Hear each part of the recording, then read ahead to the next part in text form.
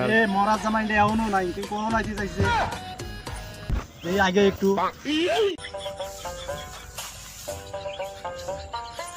আসসালামু আলাইকুম কিশোর আব্বা, কিরকম আছেন?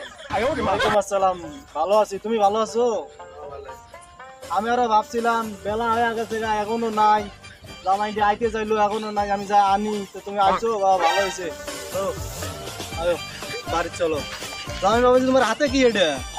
কিরকম ব্যাগ এটা?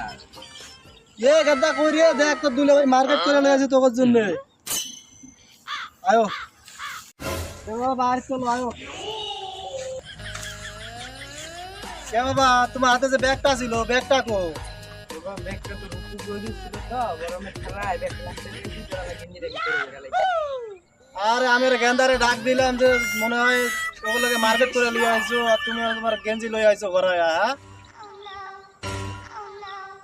বাবাজি তোমার আব্বা কই গেছিলেন?